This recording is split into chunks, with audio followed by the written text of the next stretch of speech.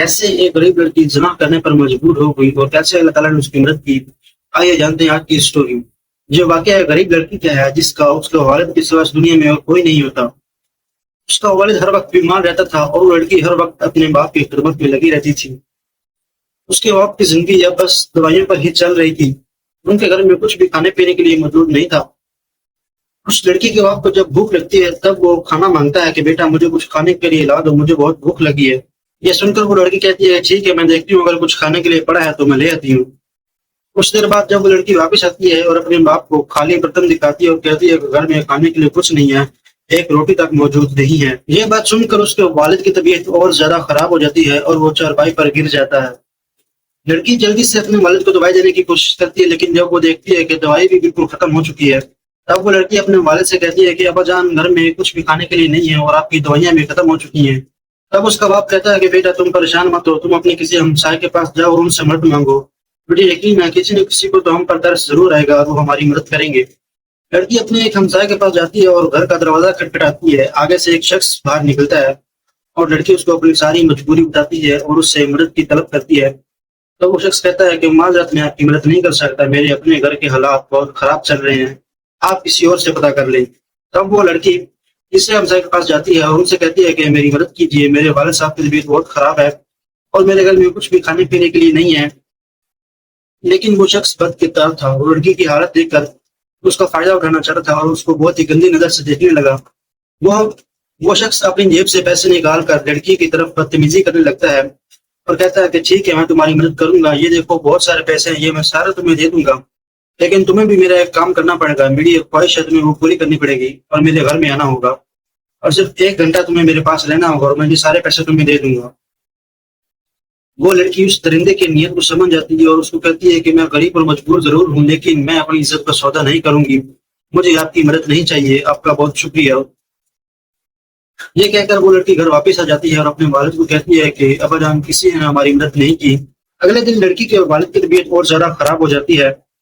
لڑکی اپنے والد کی یہ حالت دیکھ کر بہت پریشان ہو جاتی ہے، وہ نہ چاہتے ہوئے دوڑ کر اس شخص کے پاس جاتی ہے مدد کے لیے جو اس کے ساتھ بدکاری کرنا چاہتا تھا۔ لڑکی اس کو بہت منتیں کرتی ہے، اس کے سامنے ہاتھ جوڑ کر اس سے بھیک مانگتی ہے کہ میری مدد کرو، لیکن اس شخص پر کوئی اثر نہیں ہوتا۔ وہ ہوس کا پجاری تھا، وہ کہتا ہے کہ ٹھیک ہے میں تمہاری مدد کروں گا لیکن میری ابھی وہی شرطیں ہیں، وہ میری خواہش پوری کرنی ہوگی۔ آخر کار اپنے حالات سے مجبور ہو کر اور اپنے والد کی زندگی بچانے کے لیے وہ لڑکی مان جاتی ہے۔ لڑکی اس گھر میں داخل ہو جاتی ہے۔ وہ آدمی اپنی ہوس پوری کرنے کے لیے اس لڑکی کو اپنے بیڈ روم میں لے جاتا ہے اور کمرے میں لے جا کر اپنے کمرے کا دروازہ بند کر دیتا ہے اور پھر وہ کمرے میں اس لڑکی کے جسم کو غلط طریقے سے چھونے لگتا ہے۔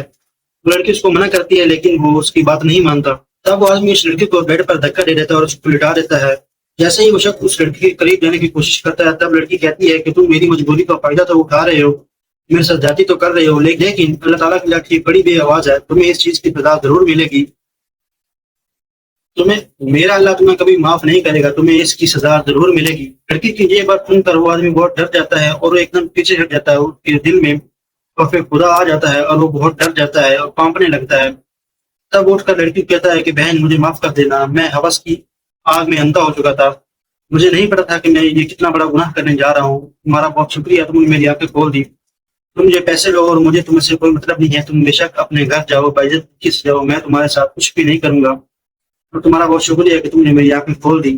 اللہ کا شکر ادا کرتی ہے اور اللہ کی بارگاہ میں عرض کرتی ہے کہ مولا آج تو نے مجھے بہت بڑے گناہ سے بچا لیا، اگر آج اپنی غریبی اور باپ کی بیماری کی وجہ سے میں یہ گناہ کا کام کر بیٹھتی تو میں قیامت کے دن مولا تیری بارگاہ میں کیا جواب دیتی؟ یا اللہ تو مجھے معاف فرما دے اور اپنے اس بندے کو بھی معاف فرما دے۔ اس طرح سے وہ لڑکی اس شخص کا شکریہ ادا کرتے ہوئے دعائیں دیتی ہوئی وہاں سے رخصت ہو جاتی ہے۔